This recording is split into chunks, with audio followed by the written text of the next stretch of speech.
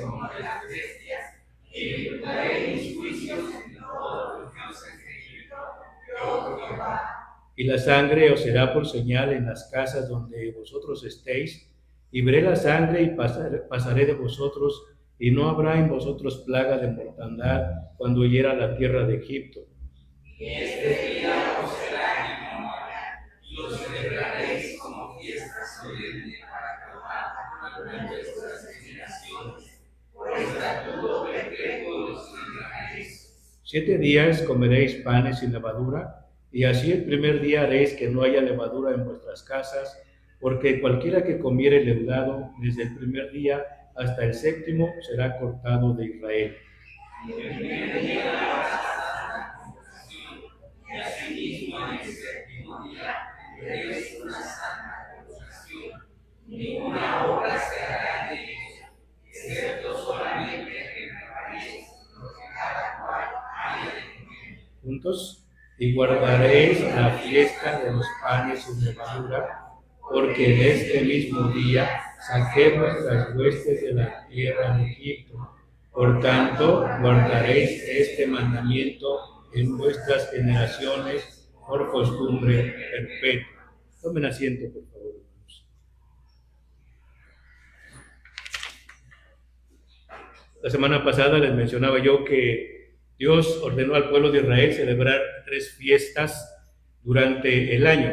Estas son la Pascua, Pentecostés y los tabernáculos. Estas eran las 3 grandes fiestas de guardar para los judíos. Todos ellos tenían que celebrarlas en Jerusalén. Ahora, ¿por qué fue ordenada la fiesta de la Pascua? Esta fiesta fue ordenada por Dios cuando estaba por liberar a su pueblo de la esclavitud de Egipto antes de ejecutar la 10ª plaga. ¿Se acuerdan ustedes que el Señor mandó a Moisés y a Aarón a decirle a Faraón: deja ir a mi pueblo para que me celebre fiesta? Pero dice la escritura que Faraón endureció su corazón y no dejó ir al pueblo. Entonces vienen las plagas, y esta última plaga va a ser la plaga más terrorífica, se puede decir, porque apuntaba hacia todos los primogénitos de los egipcios, incluyendo a los animales, de tal manera que iba a haber una gran muerte allí. Y esta plaga, que se le conoce como la plaga de la muerte, amenazaba también al pueblo de Israel.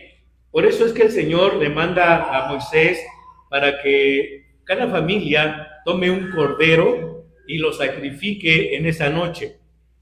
La sangre iba a ser untada, dice, en los postes de la puerta y en el dintel. Esta es la parte de arriba. ¿Con qué motivo? El Señor le dijo que para que una vez que llegara el ángel de la muerte, viera esa sangre y entonces el ángel pasara por arriba de la casa, por encima. De hecho, la palabra Pascua viene de la palabra hebrea Pesaj, y Pesaj quiere decir pasar por encima de. Así que el Señor le dice a Moisés que va a untar la sangre de ese animal sacrificado, para que al ver la sangre el Señor dice: yo pasaré de vosotros, no tocará la casa, no tocará a los primogénitos de esas familias.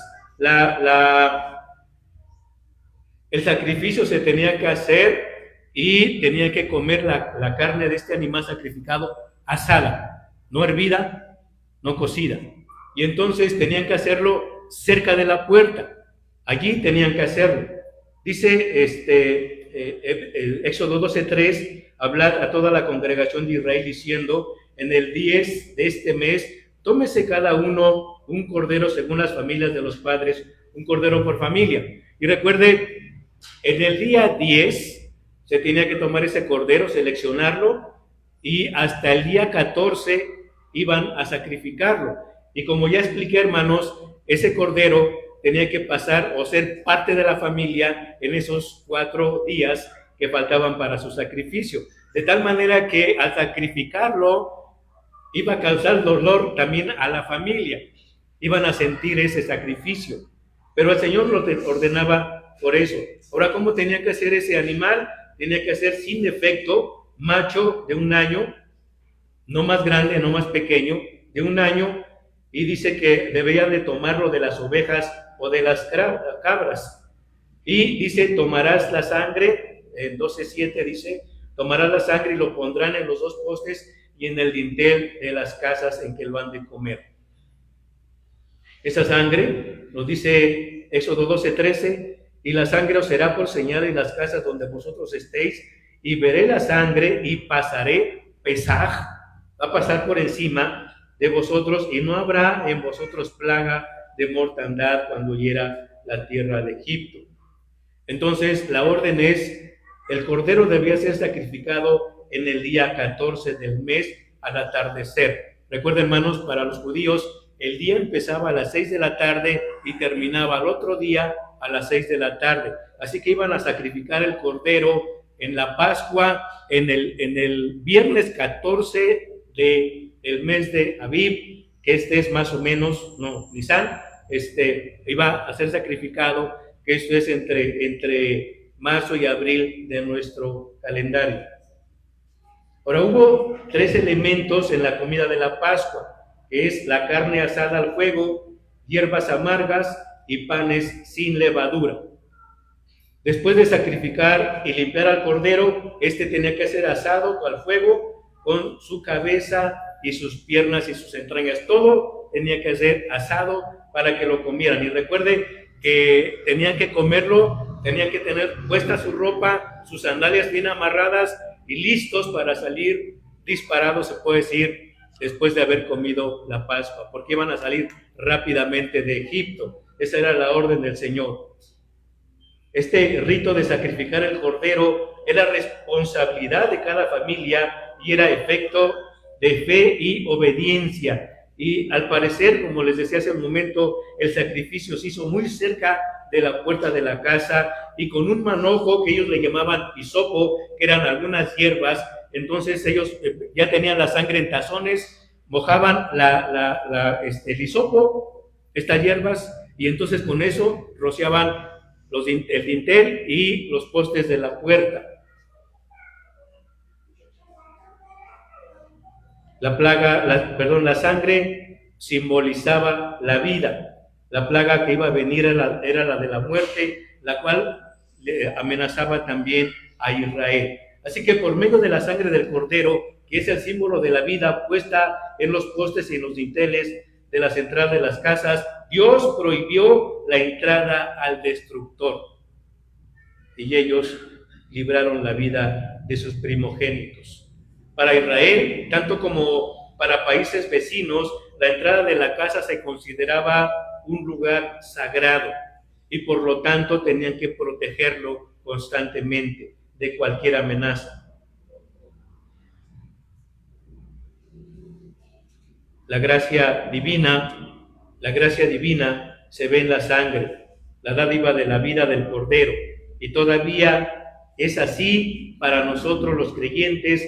Por medio de la sangre de Jesús, Él es el Cordero de Dios, se impide la entrada de la muerte espiritual y nos da la vida eterna.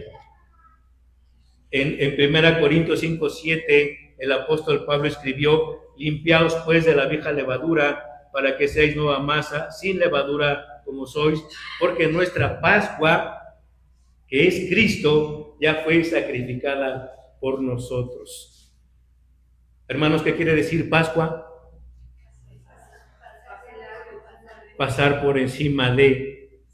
Así que cuando una persona se le comparte el Evangelio y hablamos de la salvación que hay en Cristo, y esta persona pone su fe en Cristo, entonces el ángel de la muerte pasa por encima de esa persona y ya no le causa daño. Y hablamos, hermanos, de esa muerte espiritual que nos separa de Dios eternamente. Ya no lo va a sufrir esa persona.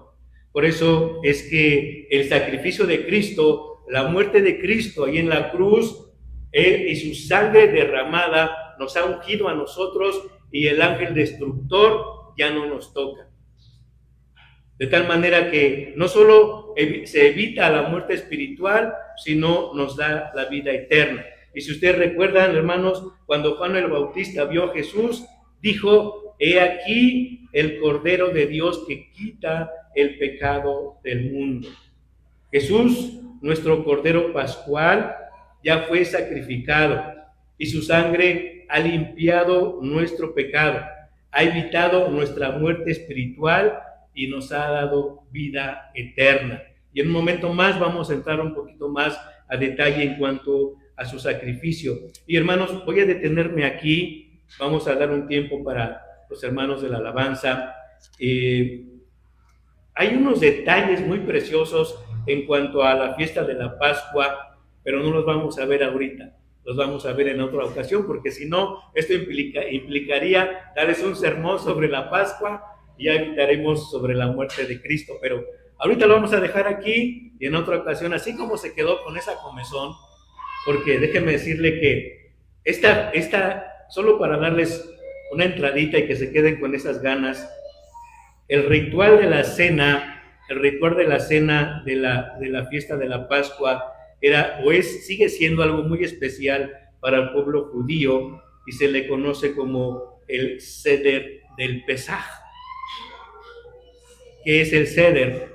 El Seder es un orden, como por ejemplo aquí hacemos el orden del culto, cada paso nos vamos así era el orden de la Pascua, Seder Pesaj, en donde aquí hay varios elementos, cierta uniformidad que habla aquí y nos habla de una liturgia en que se lleva la fiesta del Pesaj.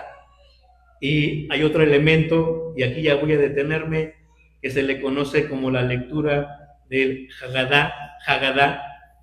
Es una narración de la historia del pueblo de Israel cuando estuvo en esclavitud. Incline su rostro y oremos, por favor.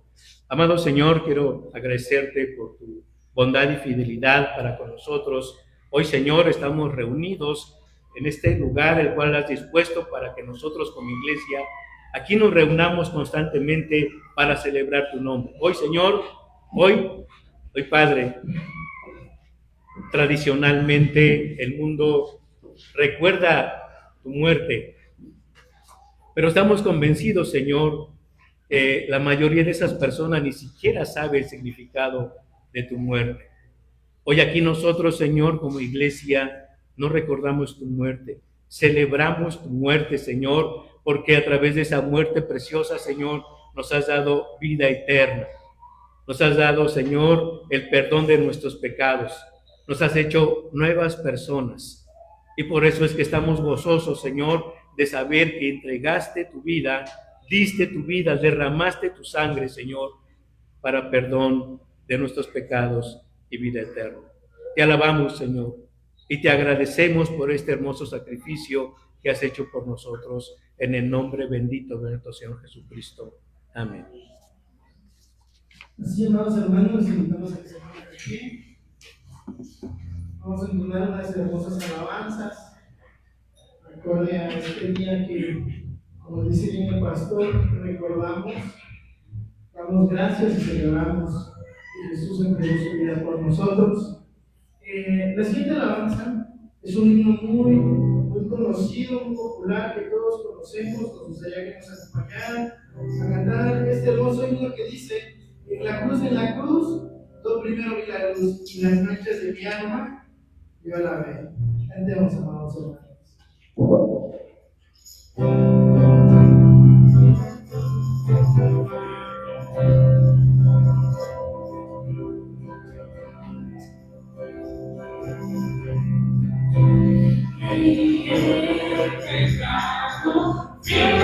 Jesús nos prevenido,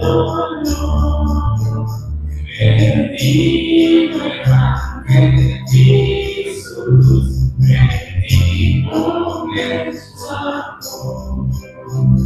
En la cruz, lo primero vi la luz, y las manchas de mi alma yo la veo. Fue ahí por fin vi a Jesús, y siempre feliz con él seré. Sobre la cruz mi fuerza es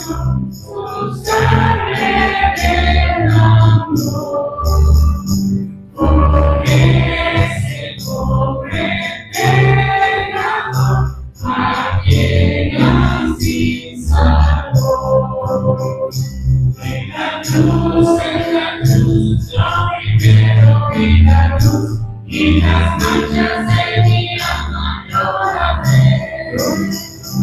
Fue allí cuando vi a Jesús, y siempre te conoceré. Venció la muerte con poder, y al cielo se exaltó. Confiar en él es mi placer, morir no temo yo. En la cruz, no quiero olvidarnos, y las manchas de mi alma yo la veo. Fue allí cuando vi a Jesús, y siempre te conoceré. Aunque se fue, solo no estoy, mando al Consolador. Divino Espíritu real, verdad, perfecto amor. En la cruz, no primero vi la luz, y las manchas de mi alma yo las veo. Fue allí cuando vi a Jesús, y siempre te conoceré. En la cruz, lo primero vi la luz, y las manchas de mi alma yo la veo.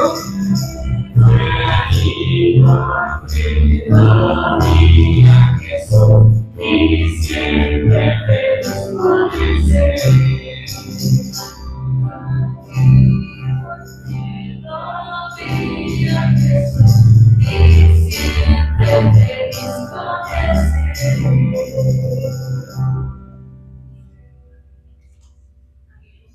La siguiente alabanza, amados hermanos, habla sobre el único que es digno. Creo que todos los que estamos aquí están presentes porque son buenos, porque son justos.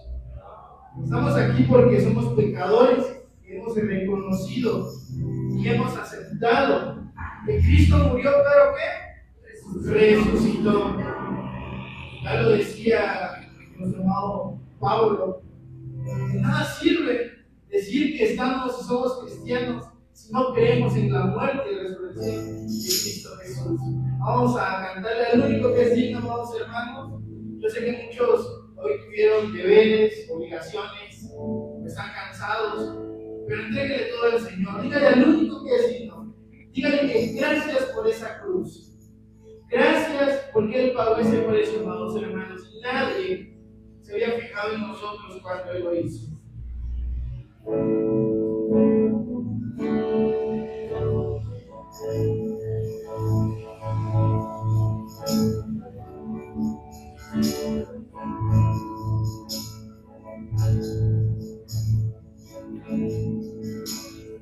Gracias por la cruz, el precio que pagaste por mí, llevando mi pecado y sublime amor. Gracias me salvó. Gracias por tu amor.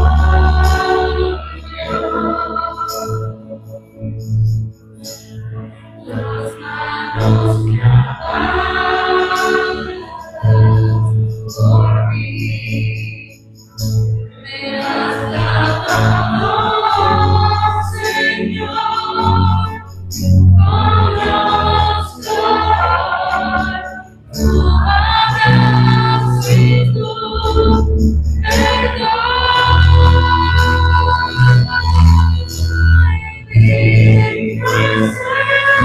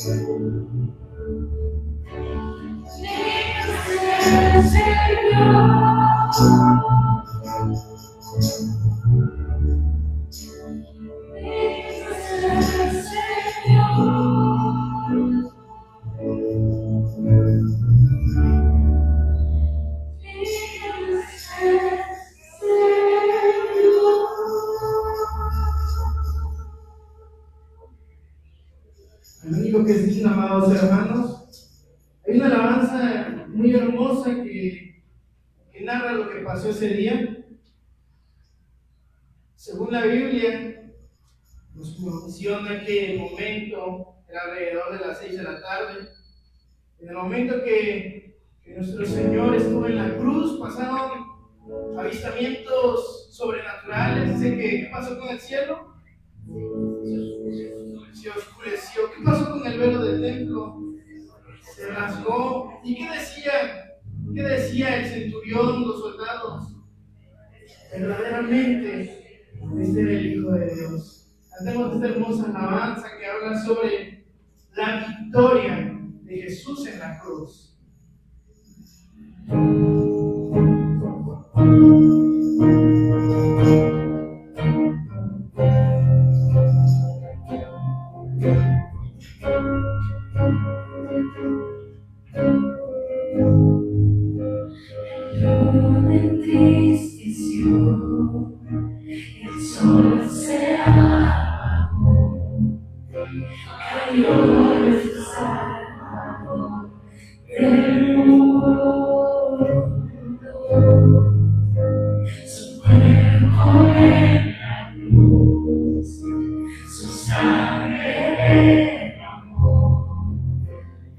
presos de pecado sobre. Fin suspiró, el cielo lo ignoró, el Hijo del Señor vinieron y aquella decisión, la muerte derrotó, el infierno fue vencido. La tierra retuvo, la piedra erguida, su amor perfecto siempre vencerá. Oh, muerte y tranquila, en él resucitó, ganando la victoria.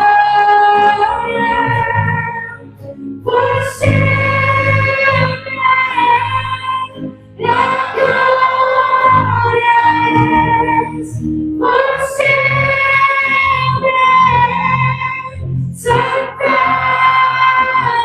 es, por siempre es digno, el Hijo está,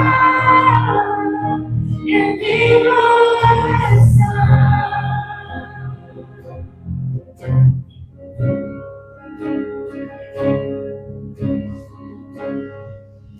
La tierra retuvo, la piedra erguida, su amor perfecto siempre vencerá.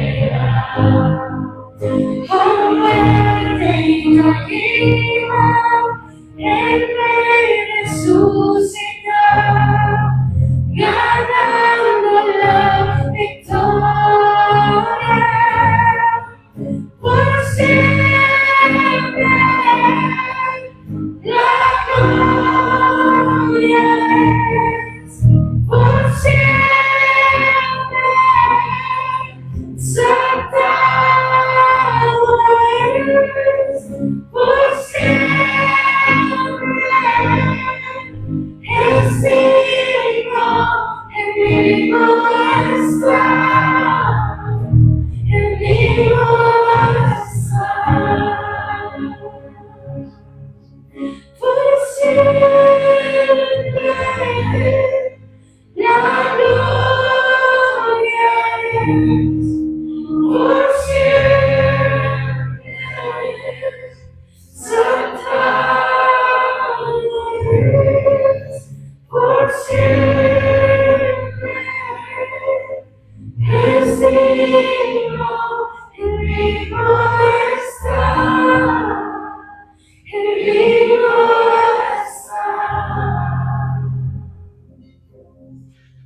Al único que es digno, Padre Celestial. No alcanzarían nuestras palabras, Padre bendito, para agradecerte lo bueno que has sido, Señor. Gracias, Padre, al único digno, que allá en la cruz entregaste tu vida por nosotros. Amados hermanos, hoy no es una declaración sin fundamentos. Hoy es una declaración de amor, de fe, de alegría, de que sabemos que aquel que vino a entregar su vida ahora está allá en los cielos, sentado a la diestra del Padre, intercediendo por nosotros. El evento más grande de nuestra historia fue cuando Él cumplió la promesa de su trono al pesebre, y del pesebre al Calvario, y del Calvario a nuestro corazón. Ese fue el camino que trazó el Señor hacia nosotros. Y hoy, amados hermanos, declaramos por fe que Él es el único digno, el único Rey soberano, el único Rey de reyes y Señor de señores. Y en su corazón hoy hay alegría, porque sabemos que nuestro Dios no es un Dios mentiroso, sino es un Dios que cumplió hasta la muerte. y la muerte no lo pudo detener. Y eso es algo que todos sabemos y creemos por fe. Gracias, Padre, porque nos has dado esa fe, ese fervor y ese gozo para creerte al único digno. Gracias, Padre, gracias, Hijo, y gracias, Espíritu Santo. En el nombre de Cristo Jesús. Amén. Pueden tomar su lugar.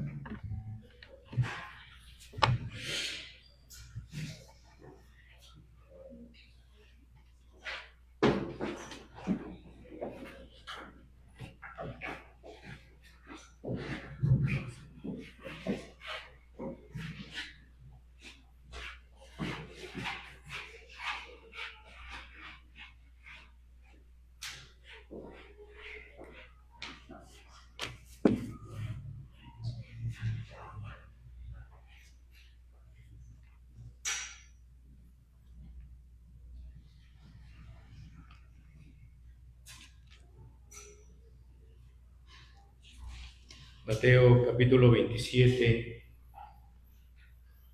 nos habla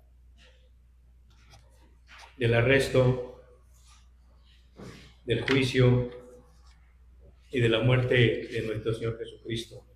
Así que les voy a pedir que vaya conmigo ahí, Mateo capítulo 27.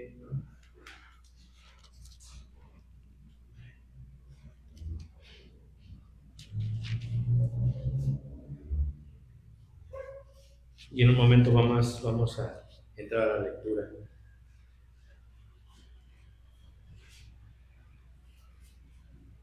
Hoy, desde ayer, como mencionamos algunas veces, en diferentes zonas de nuestro país retoman o hacen esa representación del Vía Crucis, como ellos le llaman. Y hace algunos años estábamos mi esposa y yo sirviendo en una iglesia en Toluca, y recuerdo que un jueves de Semana Santa salimos a recorrer el poblado por la tarde, y entonces encontramos a unas personas que estaban haciendo esta representación, estaban allí representando el arresto del Señor Jesús. Y entonces nos detuvimos, mi esposa y yo, y estábamos observando allí. Y están ahí las personas, llega Judas con la turba que va a arrestar a Jesús, y entonces sale uno de sus discípulos de Jesús y les dice, queriendo utilizar el lenguaje bíblico, y les dice: ¿a quién buscas? Dice el otro: a Jesús Nazareno. ¿Para qué le querés? ¿Para que lo matamos? Entonces no está. Dice, nos dio mucha risa ese día, pero están cambiando la historia, ¿no? Entonces no está, dijo aquel. Bueno, ojalá ya eso hubiera sucedido bíblicamente, pero eso sería muy peligroso para nosotros, ¿no es cierto? Porque entonces todavía estaríamos en pecado. En Lucas capítulo 2, versículos 8 al 20, tenemos un hermoso pasaje donde se anuncia el nacimiento del Señor Jesús. Y allí podemos observar la sorpresa y alegría de los pastores al recibir la noticia del nacimiento del Salvador. El ángel que se les apareció les dijo: he aquí os doy nuevas de gran gozo que serán para todo el pueblo. Todo el pueblo se alegraría con la noticia de la llegada del Mesías. Y en Mateo 1:21, el ángel que se le apareció a José le dijo que ese niño sería llamado Jesús. El niño que nacería de María sería llamado Jesús, porque él salvará al pueblo de sus pecados, dijo este ángel. Años más tarde, el gozo que causó el nacimiento de este niño se ha olvidado. Ese niño se ha convertido en un hombre. Han pasado 33 años. Y ahora la Escritura nos narra el juicio, condena y muerte del Señor Jesús. Ha cambiado totalmente la historia. Se ha llegado al punto en donde ahora ese gozo se convierte en gritería diciendo: crucifíquenle. Por favor, acompáñenme a Mateo capítulo 27 y vamos a leer versículos 11 al 35, puestos de pie, por favor. Mateo 27, versículos 11 al 35. Sígame con su vista, por favor. Dice así la palabra del Señor. Jesús, pues, estaba en pie delante del gobernador, y éste le preguntó diciendo: ¿Eres tú el rey de los judíos? Y Jesús le dijo: tú lo dices. Y siendo acusado por los principales sacerdotes y por los ancianos, nada respondió. Pilato entonces le dijo: ¿no oyes cuántas cosas testifican contra ti? Pero Jesús no le respondió ni una palabra, de tal manera que el gobernador se maravillaba mucho. Ahora bien, en el día de la fiesta acostumbraba el gobernador soltar al pueblo un preso, el que quisiesen, y tenía entonces un preso famoso llamado Barrabás. Reunidos pues ellos, les dijo Pilato: ¿a quién queréis que os suelte, a Barrabás o a Jesús llamado el Cristo? Porque sabía que por envidia le habían entregado. Y estaba él sentado en el tribunal. Estando él sentado en el tribunal, su mujer le mandó decir: no tengas nada que ver con ese justo, porque hoy he padecido mucho en sueños por causa de él. Pero los principales sacerdotes y los ancianos persuadieron a la multitud que pidiese a Barrabás y que Jesús fuese muerto. Y respondiendo el gobernador les dijo: ¿a cuál de los dos queréis que os suelte?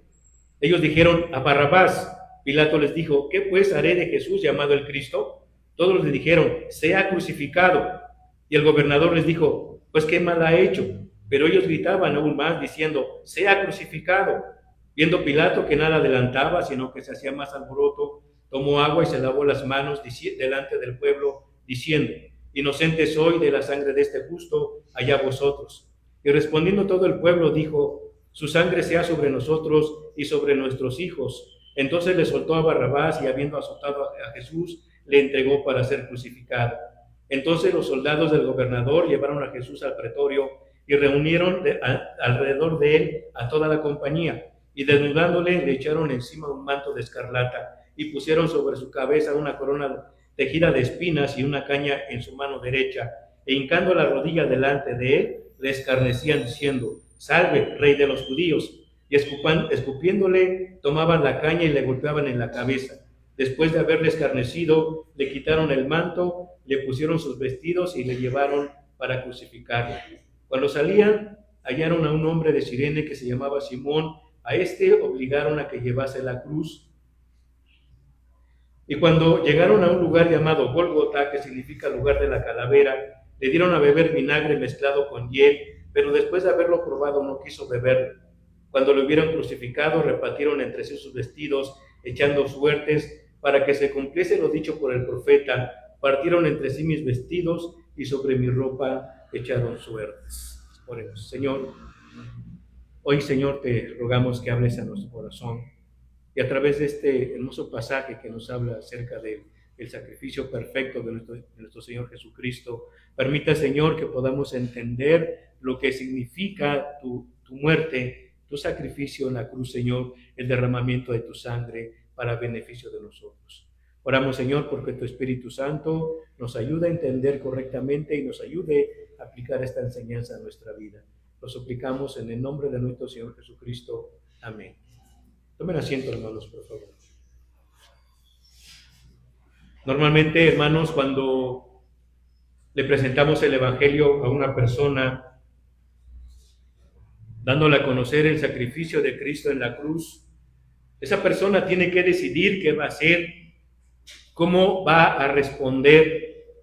Y si bien es cierto, nos dice la palabra del Señor que Dios nos escogió desde antes de la fundación del mundo, también es responsabilidad de la persona responder ante un encuentro con Cristo.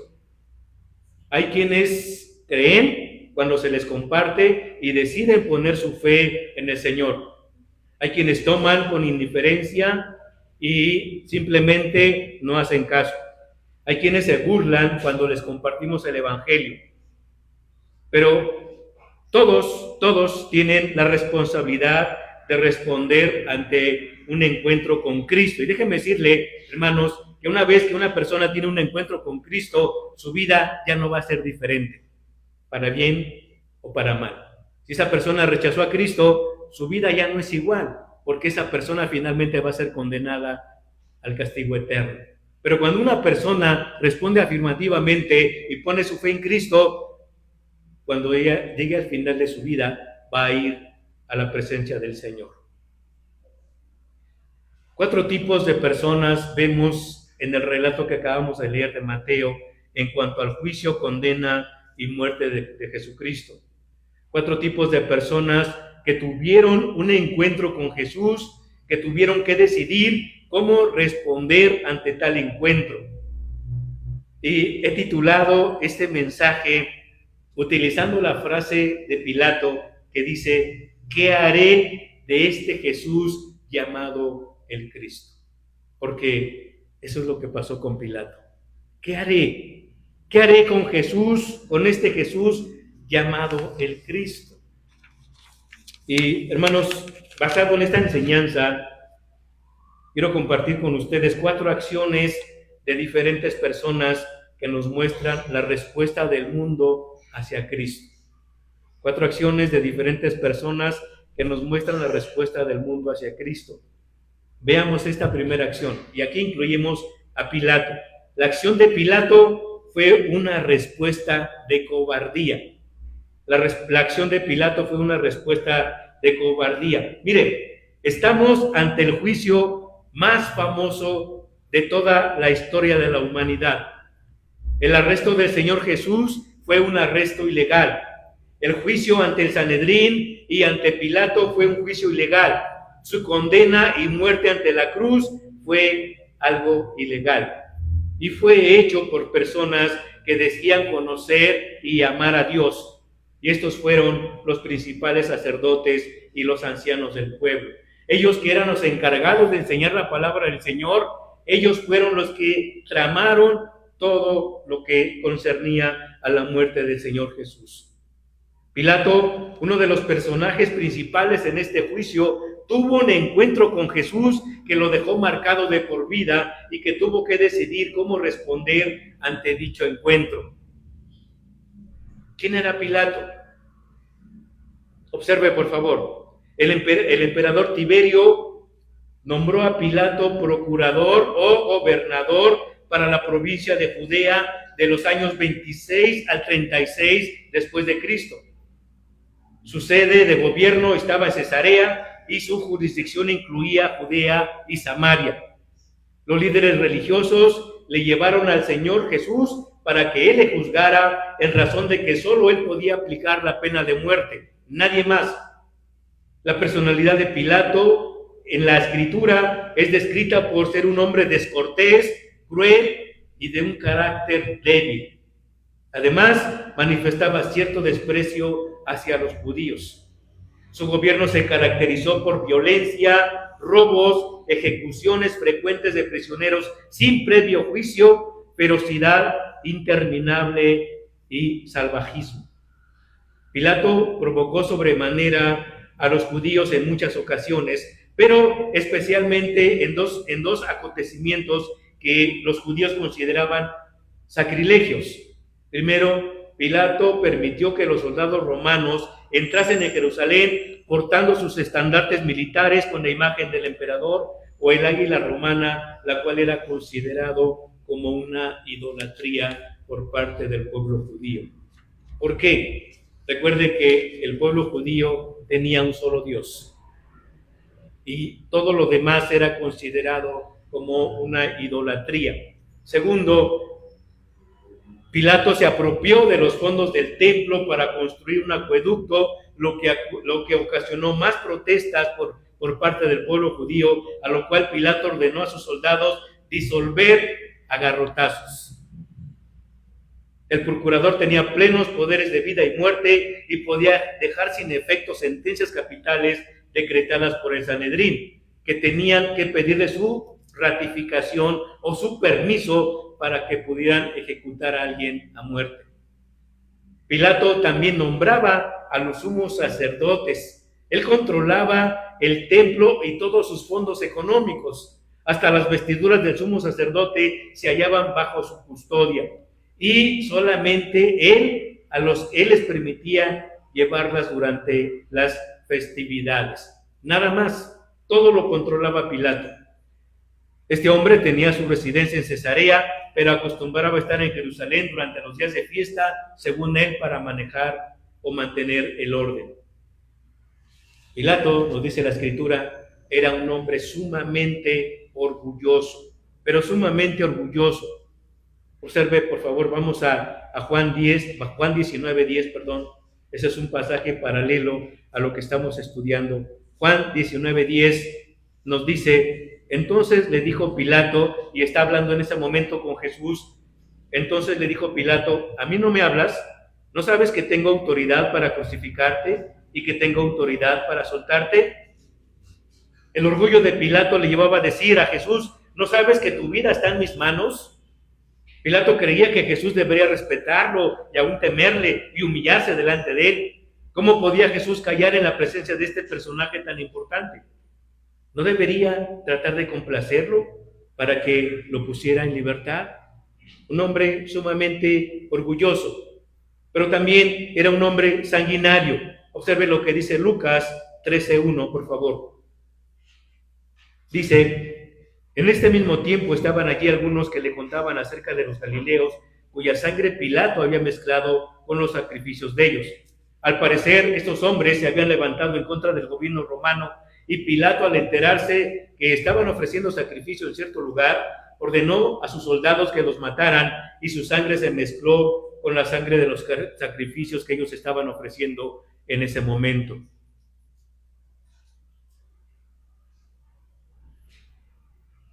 ¿Cómo respondió Pilato cuando estuvo frente a Cristo? Observe, por favor, Mateo 27:24. Mateo 27:24 dice: viendo Pilato que nada adelantaba, sino que se hacía más alboroto, tomó agua y se lavó las manos delante del pueblo, diciendo: inocente soy de la sangre de este justo, allá vosotros. Esta acción de Pilato fue una respuesta de cobardía. Cuando tuvo delante de sí a Cristo, se acobardó y simplemente se lavó las manos. Pilato está delante del Rey de Reyes y Señor de Señores y simplemente se hizo a un lado.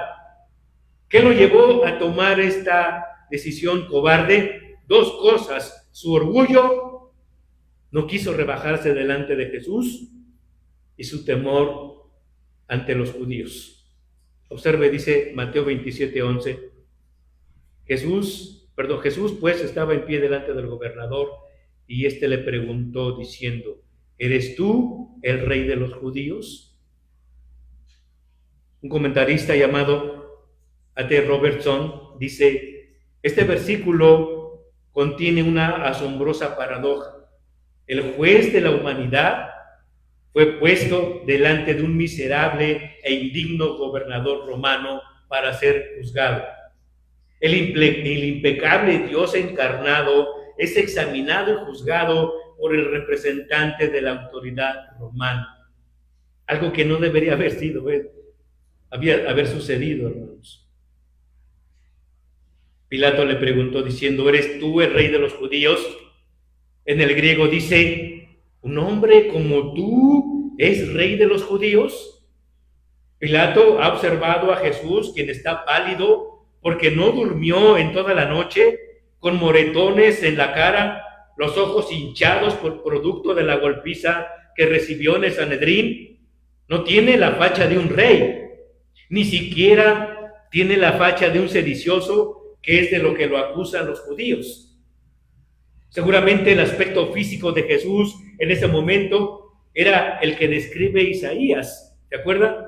Isaías 53:2 dice: no hay parecer en él, ni hermosura, le veremos más inatractivo para que le deseemos. Así lo estaba observando Pilato. No había ningún atractivo. Un hombre todo golpeado. ¿Cómo puedes ser tú el rey de los judíos?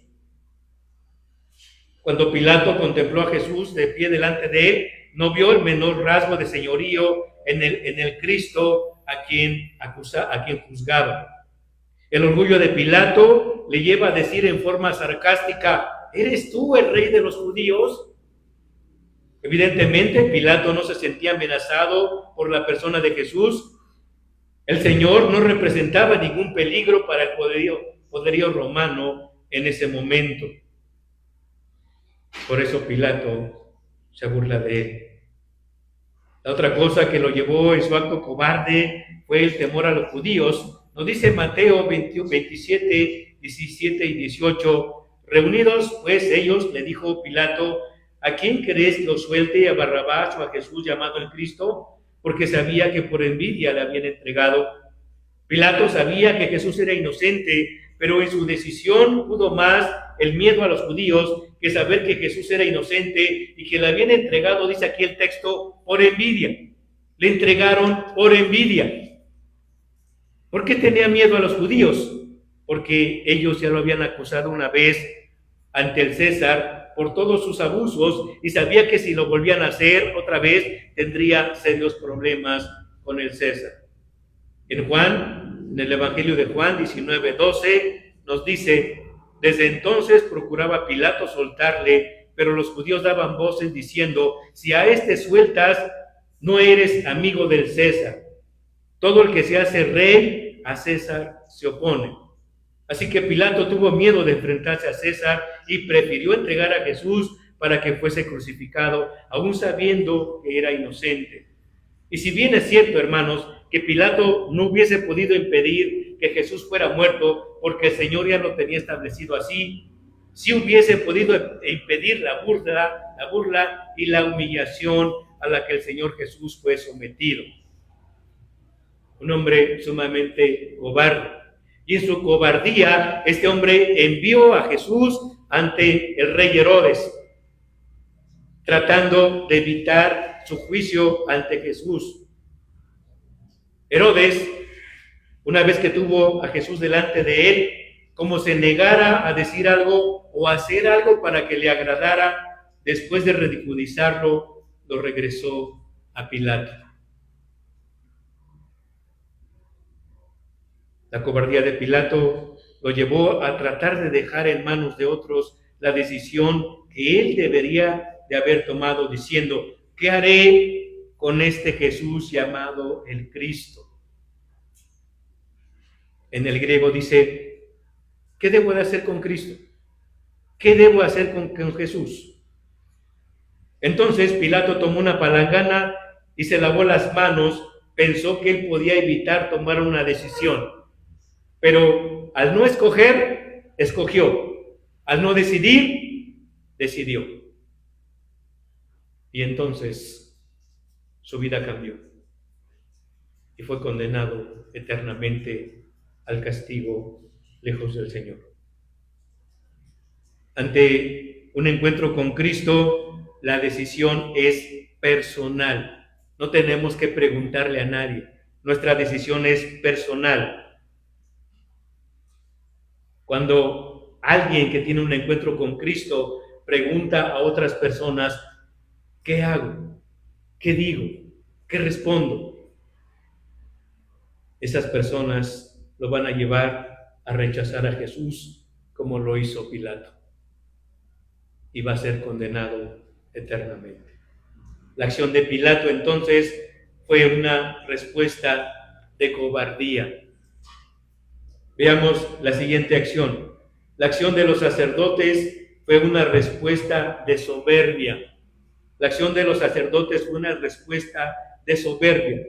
Estos principales sacerdotes eran miembros de Sanedrín. Este Sanedrín, también conocido como el Concilio, estaba formado por 71 personas, todas de gran importancia, incluyendo a los principales nobles. Había sacerdotes que eran saduceos, escribas y fariseos, y los presidía el sumo sacerdote. El Sanedrín representaba la autoridad judía, tanto judicial como religiosa en Israel durante la ocupación romana. Es decir, si había un robo, ese robo era acusado o denunciado delante del Sanedrín. Si había alguien que violaba la ley religiosa, esa persona era acusada delante del Sanedrín. Y ante ellos está Jesús. El Sanedrín no tenía autoridad para dictar sentencias de muerte. Estas tenían que ser confirmadas por el procurador romano, por lo cual hubo necesidad de recurrir a Pilato en el caso de la denuncia del Señor Jesús. Como la intención de siempre de ellos era asesinar a Jesús y ellos no podían sentenciarlo, entonces por eso lo llevaron ante Pilato. Los sacerdotes que dijimos eran saduceos, los escribas y los fariseos eran enemigos acérrimos de Jesús. Note lo que dice Mateo 22:34, por favor. Entonces los fariseos, oyendo que había hecho callar a los saduceos, se juntaron a una. Estos dos grupos, entre ellos no se querían, pero se juntaron contra Jesús para destruirle. ¿Cómo es que llegaron a sentir tanto odio contra Jesús? Porque el Señor Jesús siempre los confrontó con su pecado. Nota lo que dice Mateo 23, versículo 25. Hay de vosotros, escribas y fariseos, hipócritas, porque limpiáis lo de fuera del vaso y del plato, pero por dentro estáis llenos de robo y de injusticia. Con toda razón Jesús los llamaba hipócritas porque mostraban una cara, pero dice el Señor, en su corazón había gran perversidad. Ahora notemos lo que hicieron cuando llegaron ante Pilato. Ellos van y llegan con Jesús ante Pilato. Dice Juan, el Evangelio de Juan, capítulo 18, versículo 28, nos dice, llevaron a Jesús de casa de Caifás al pretorio, era de mañana, y ellos no entraron en el pretorio para no contaminarse y así poder comer la Pascua. El pretorio se puede decir que era la oficina de Pilato, donde atendía los diferentes asuntos y juicios que tenía que llevar. ¿Qué hicieron estos hombres? No quisieron entrar a la oficina de Pilato. ¿Por qué? Porque dice que no querían contaminarse. Observe eso, por favor.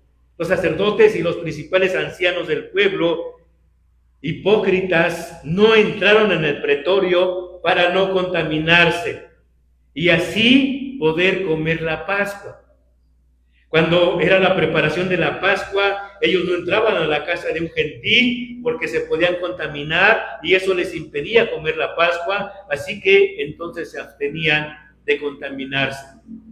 Este terrible acto de hipocresía no les preocupaba el crimen de matar a su Mesías, pero sí les preocupaba contaminarse ceremonialmente y no poder comer la Pascua.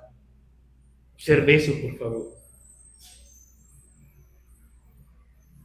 Qué gran acto de hipocresía. No sé si se ha dado cuenta, hermanos, pero en muchas ocasiones, cuando le compartimos el Evangelio a las personas, muchos de esas personas rechazan a Jesús. ¿Y sabe por qué? Porque se les confronta con su pecado. Inmediatamente viene a su mente, ya si yo me vuelvo a esa religión, me van a prohibir ir a las fiestas, me van a prohibir echarme mis alcoholes, me van a prohibir todo lo que les gusta. Y así estaban estos fariseos. Les gustaba mostrar una cara que no tenía. Su corazón estaba lleno de pecado. No quisieron contaminarse entrando a la casa de este Pilato, pero sí estuvieron dispuestos a maquinar y a ejecutar la muerte del Señor Jesús. Nuevamente Mateo 27-23 nos dice, y el gobernador les dijo, pues qué mal ha hecho. Pero ellos gritaban aún más diciendo, sea crucificado. Observe eso. No se han contaminado, pero sí están gritando que Jesús sea crucificado. Los judíos no querían que Pilato hiciera más preguntas. Querían que confirmara la sentencia decidida por ellos y que ejecutara a Jesús sin juzgarlo. Ahora recuerden que los sacerdotes eran los encargados de realizar el culto en el templo. Eran los encargados de enseñar la palabra de Dios en el templo con el fin de llevar al pueblo a una adoración correcta delante de Dios. Pero aquí están rechazando a Jesús, están pidiendo que se mate al Hijo de Dios, están pidiendo que maten al Mesías. Por eso, cuando Pilato preguntó, ¿qué pues haré de Jesús llamado el Cristo? Esta era una pregunta que a Pilato no le convenía hacer, porque era precisamente la pregunta que los judíos querían contestar. ¿Qué respondieron ellos? Sea crucificado, dijeron. Estaban mostrando todo el odio que sentían contra Jesús. Así que al tener un encuentro con Jesús, Pilato simplemente se lavó las manos. Pero ¿qué hicieron estos hombres al tener un encuentro con Jesús?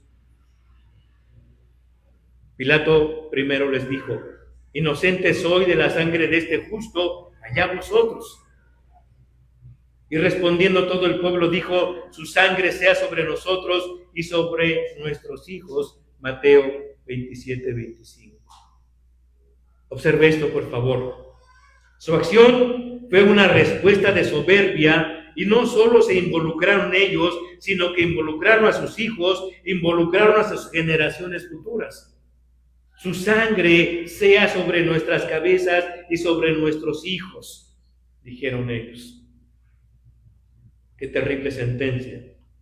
Y cómo han pagado caro esta respuesta, hermanos. Simplemente, recuerden, simplemente Hitler mató a 6 millones de judíos. Y lo que falta todavía. Y déjenme decirle, hermanos, ciertamente en la tribulación, los tres y medios años de tribulación, y luego los otros 3 y medios años de gran tribulación que nos dice Jesús, ¿sabe quiénes son los que van a padecer más? Los judíos. Y además, hermanos, ellos ahorita que en este momento o en aquel tiempo que estuvieron dispuestos a sacrificar a Jesús, ellos van a ser los encargados de predicar el evangelio en todo el mundo, dice Mateo 25. Ellos. Y por eso nos dice en el libro de Apocalipsis que va a haber 124,000 marcados y sellados de los judíos. 12,000 por cada tribu. ¿Qué van a hacer? Van a compartir el evangelio ellos. Y dice Jesús que en ese ínter donde van a estar predicando, van a ser muertos terriblemente. Pero aquí están. Ellos dijeron: su sangre sea sobre nosotros, pues tienes que pagar. Espero, hermanos, hermanas, que usted nunca diga eso. Nunca se lo vaya a ocurrir decir eso.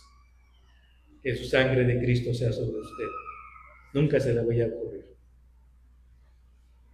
¿Cuánta gente hay que con soberbia rechaza a Jesús como su Salvador, pensando que no lo necesita? Y espero que nosotros no seamos de esas personas. Siguiente acción. La acción de los soldados fue una respuesta de burla. La acción de los soldados fue una respuesta de burla. Estos soldados eran llamados los soldados del gobernador. Eran, digamos, la élite. Eran la guardia personal de Pilato. Eran diestros. Eran los más capacitados, hermanos, para la defensa, no del pueblo, sino del gobernador. Por eso era que ellos tenían que ser los mejores capacitados, los más fuertes. Eran los mejores soldados. Ellos formaban parte de lo que se le llamaba la compañía. Y esta compañía eran alrededor de 600 soldados asignados para servir al gobernador a donde quiera que fuera. Eran la defensa personal de Pilato. Y note esa parte que dice el versículo 29, Mateo 27:29, dice: y le escarnecían. Y esta palabra escarnecían significa hacerle burla. Y este es un verbo que indica acción continua repetida. Jesús era escarnecido continuamente. Él sufrió burla ante el concilio cuando fue arrestado. Él sufrió burla ante Pilato: ¿eres tú el rey de los judíos? Sufrió burla ante Herodes: hazme un milagro. Y finalmente está sufriendo burla ante los soldados de Pilato. Nota lo que dice Mateo 27:26. Entonces le soltó a Barrabás, y habiéndole azotado, a Jesús, le entregó para ser crucificado. Mi pregunta es, hermanos, si él estaba consciente de que él era inocente, porque así se los dijo al Sanedrín, ¿por qué le mandó a azotar? Se castiga a una persona que es culpable, ¿no es cierto? Pero ¿por qué azotó a Jesús? Recuerden, hermanos, que la paga del pecado es muerte. Había un castigo que llevar. Y antes de esa muerte a la que tenía que llegar Jesús a la cruz, él tenía que sufrir terriblemente por el pecado de todos nosotros. Todos esos golpes que él recibió, esos escupitajos, esas burlas, deberían haber sido para nosotros. Pero él las llevó en su cuerpo, como lo dice Isaías 53. Y habiendo azotado a Jesús, dice aquí, el azote del que nos habla aquí, el azote romano, consistía en un corto mango de madera, no sé, como de 40 centímetros, y al que estaban atadas varias correas con los extremos provistos. Las correas también tendrían como unos 50 o 60 centímetros. Y en la punta de las correas, que eran como 4 o 5 puntas, en las puntas de esas correas había trozos de plomo o bronce y pedazos de hueso muy afilados, muy afilados. Los azotes se le daban especialmente sobre la espalda de la víctima, a la cual desnudaban el torso y la encorvaban en una madera que tenían puesta, lo ataban y entonces el preso tenía que estar encorvado, y una vez estando encorvado había un soldado del lado derecho y otro del lado izquierdo turnándose y azotando. Y cada vez que lanzaban un azote, las puntas, 5 puntas con esos huesos y esos trozos de plomo, abrían la carne, penetraban y al jalarlo sacaban los trozos de carne. La Escritura nos dice desde el Antiguo Testamento que a los reos no se les debería de dar más de 40 azotes. Pero a Jesús no le dieron 40 azotes, hermanos. Les dieron mucho más. Porque él fue azotado en la espalda y fue azotado en el pecho y en las piernas, en todo su cuerpo.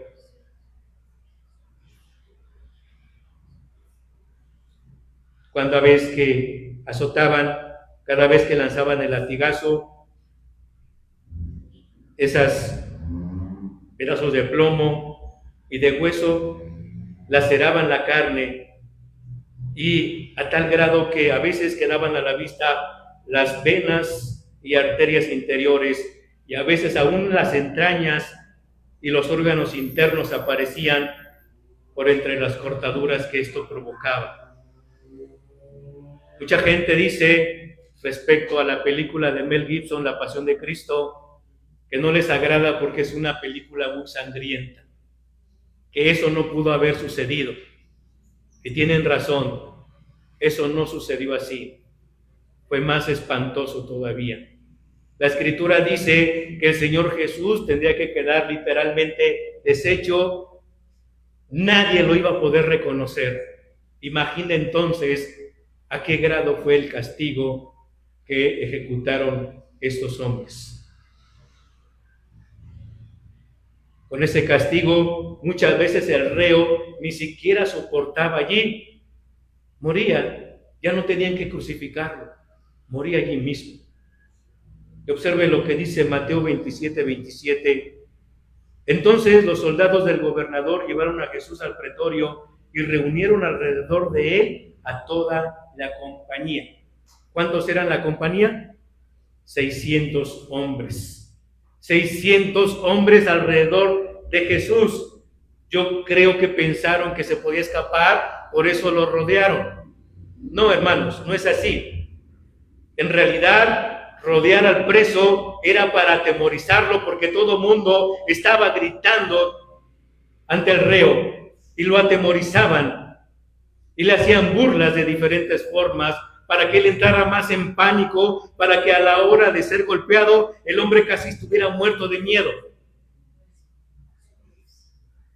¿Alguna vez has sufrido algún asalto por varias personas, hermano? Terrible, ¿no? Porque nos insultan terriblemente y eso es para atemorizar. Así estaba aquí el Señor Jesús. Mateo 27, 28 nos dice: y desnudándole le echaron encima un manto de escarlata. Le quitaron lo que le quedaba de ropa y le echaron un manto. Y este manto era lo más cercano que pudieron encontrar a una prenda real. Y este manto se refiere a una capa militar. Seguramente esto era de uno de los soldados en son de burla. Mateo 27, 29 dice: y pusieron sobre su cabeza una corona tejida de espinas y una caña en su mano derecha, e hincando la rodilla delante de él, le escarnecían o le hacían burla, diciendo: salve, Rey de los judíos. Observe cómo se burlaban de él. Esta corona de espinas sirvió para burlarse de él, coronando, según ellos, a Jesús como rey. Pero recuerde, era una corona de espinas, que cuando penetró, rompió todos los vasos sanguíneos que teníamos en la cabeza. Y no solo se conformaron con eso, dice que le pusieron en su mano derecha una caña para simular un cetro. Deliberadamente escogieron algo débil. Esa caña se doblaba. La burla que estaban haciendo era: tú eres un rey debilucho. Y luego nos dice Mateo 27:30: y escupiéndole tomaban la caña y le golpeaban en la cabeza. La caña con la que le golpeaban la cabeza, y recuerde, ya tenía la corona de espinas, era algo parecido a un palo de escoba y era bastante doloroso, porque no crea que le golpeaban ligeramente, era un golpe con suma fuerza, de tal manera que al golpearlo aquí, golpeaban su cabeza, pero también penetraba más la corona de espinas. En la burla de los soldados hubo indecencia, violencia y crueldad. Los judíos le hacían burla a Jesús como si fuera un profeta falso, pero Pilato se burló de él, diciendo que ese rey no podía ser el rey de los judíos. Pero aquí los soldados le hacen burla como un rey debilucho. Salve, rey de los judíos, le dijeron. Los soldados tuvieron un encuentro con Jesús, pero su respuesta fue de burla. Por último, veamos la acción del centurión. Fue una respuesta de humildad. La acción del centurión fue una respuesta de humildad. Un centurión era un oficial militar romano que estaba al frente de 100 hombres. Nos dice Mateo 27:54. El centurión y los que estaban con él guardando a Jesús, visto el terremoto y las cosas que habían sido hechas, temieron en gran manera y dijeron: verdaderamente este era el Hijo de Dios. Es posible que este centurión y sus soldados estuvieran a cargo de mantener el orden en la crucifixión de Jesús. Realmente sabemos poco de este centurión. La Biblia no nos dice más de él, pero lo que nos dice es suficiente para darnos cuenta de su humildad y sencillez delante de Jesús. El centurión había escuchado la burla de los líderes judíos en relación con la pretensión de Jesús de ser hijo de Dios. Habría llegado a la conclusión de que Jesús era lo que decía ser. Nuevamente, Mateo 27:54 al final dijo, verdaderamente este era el Hijo de Dios. Esta palabra verdaderamente sugiere la certeza y convicción de una fe real. Lo que dice, Lucas dice que este centurión dio la gloria a Dios. Note lo que dice Lucas 23:47, por favor. Lucas 23:47 dice, cuando el centurión vio lo que había acontecido, dio gloria a Dios diciendo, verdaderamente este hombre era justo. Dio gloria a Dios. Al igual que los principales sacerdotes, Pilato, los soldados, este centurión y los que con él estaban tuvieron un encuentro con Jesús, y la diferencia entre este hombre y los demás es que su acción fue una respuesta de humildad diciendo, verdaderamente este era hijo de Dios. Y no solo él, sino que dice que los demás soldados que con él estaban creyeron que Jesús era quien dijo ser el Hijo de Dios. De humildad. Significa que Pilato está en lo correcto. Es como si Jesús le estuviera diciendo, es cierto lo que tú estás diciendo. Pero Jesús no iba a utilizar ese título acerca de sí mismo delante de Pilato. ¿Por qué? Porque la concepción de Pilato de la realeza era muy diferente a la del Señor. En la mente de Pilato, la idea de ser un rey es gobernar una ciudad, un pueblo, un país. Pero en la mente de Jesús, su reinado es gobernar a todos aquellos que son humildes y le reconocen como su Señor y Salvador. Ese es su reinado. Un reinado totalmente diferente al que el mundo piensa. En otras palabras, Pilato no sabe qué clase de rey es Jesús y qué clase de reinado viene a ejercer. En nuestro tiempo también hay mucha gente como Pilato. No sabe qué clase de rey es Jesús y lo han tomado como un gran maestro, un revolucionario, un gran filósofo, un buen hombre incomprendido que finalmente murió y fue sepultado y ahí terminó su vida. ¿Qué pues haré de Jesús llamado el Cristo? Eso es lo que la gente tiene que decidir cuando se le presente el Evangelio.